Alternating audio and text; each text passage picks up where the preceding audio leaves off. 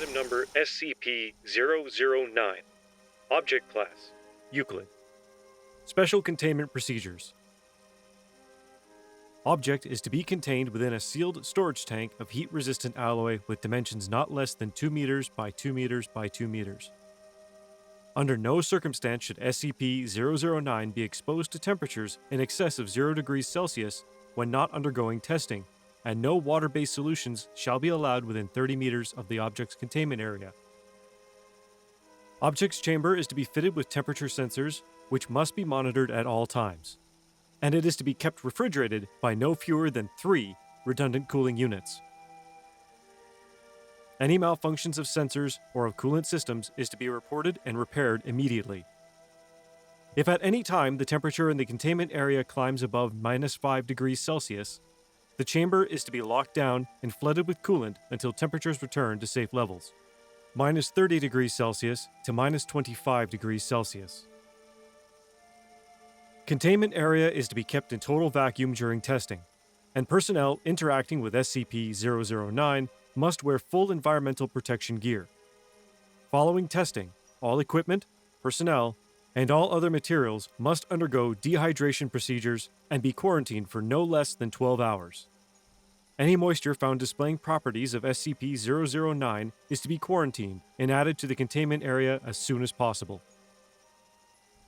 Living organisms found to be contaminated by SCP-009 are to be terminated by chemical desiccation and extracted molecules of SCP-009 added to containment. Description: SCP-009 is approximately liters of substance which superficially resembles distilled water, H2O, except for the distinct bright red hue. This red hue is discernible in all phases and serves as the most expedient method of identifying contaminated matter before its anomalous properties manifest.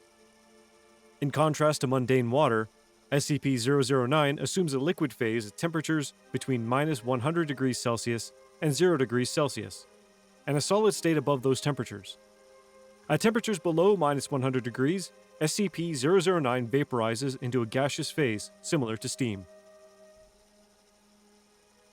Examinations of the atomic structure of SCP-009 have proved inconclusive. The substance appears to be identical to normal water molecules, with the exception of, in contrast to standard laws of enthalpy. Dr. Site, resident expert on xenospatial physics, suggests that SCP-009 may originate in a universe with alternate physical laws. The most hazardous property of SCP-009, however, is its ability to contaminate normal H2O. When in contact with any aqueous solution, SCP-009 will, through unknown mechanisms, transfer its anomalous properties to other objects and creatures. Testing has shown it capable of assimilating ice, steam, tea, fruit juice, seawater, blood, and the time it takes for this process to occur varies depending on the temperature and the exact chemical composition of affected matter, and had been observed as taking between 3 minutes to hours. Experiments on D-Class personnel have illustrated the process of conversion by the substance, which has been found to follow a consistent pattern. 1. Initial exposure. Subject is exposed to SCP-009, and it begins assimilating any moisture present on the exposed surface. Creatures in this stage do not commonly notice any unusual symptoms except for a slight warming sensation. 2. Surface conversion.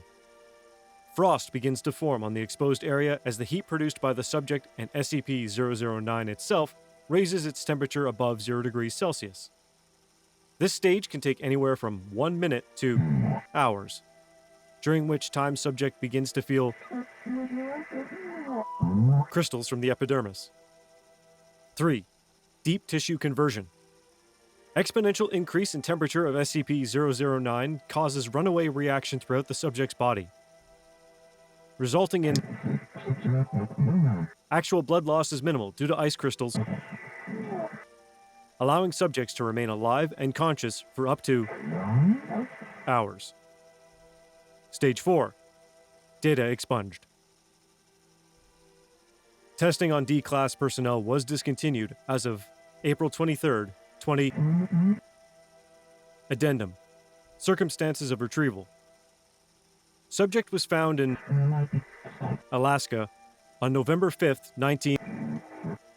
The Foundation became involved after reports were obtained from the native tribe who came across the mangled bodies of a team of seal hunters which had apparently been shipwrecked kilometers from the village. All victims were found encased in red ice. Cause of death recorded as internal bleeding, though closer examination found... It is surmised that the low ambient temperatures in the area retarded the freezing process. This prolonged the time to total conversion by hours, and allowed the victims to remain conscious until... Origin of SCP-009 is currently unknown. Investigation into similar events or materials in the area is ongoing. Evidence at the scene suggests possibly involving SCP... See Exploration Log A009-1 for details. Addendum. November 9th, 19... After initial report and retrieval of specimens, it was confirmed that the arachnoid entity found by MTF-B7, see attached file, was indeed a previously unknown instance of SCP-3023. Investigation has revealed the instance originated in... as a result of...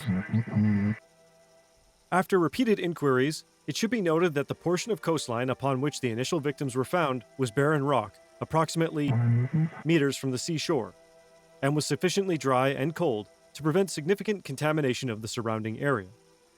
Had the site been closer to the water, there is little doubt an extinction-level event would have ensued. Consideration of upgrading SCP-009 to Keter class under review. Addendum. December 16th, 2000. Supercooling of SCP-009 for the purposes of experimentation is disallowed until further notice. Personnel are advised that liquid nitrogen is only to be used on the subject in controlled amounts, and only until temperatures have reached acceptable levels. Related note: possible application of SCP-009 in cold fusion research pending evaluation. Memo from O5 Command. January 9th, 2000. We've decided to keep this thing Euclid for now.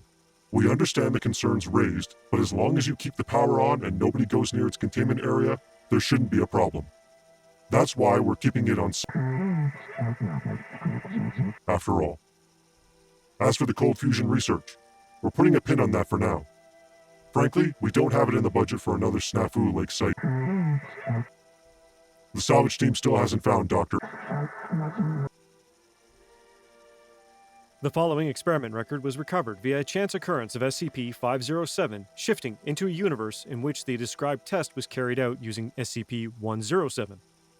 The applicability of the reported findings to our own universe is pending review.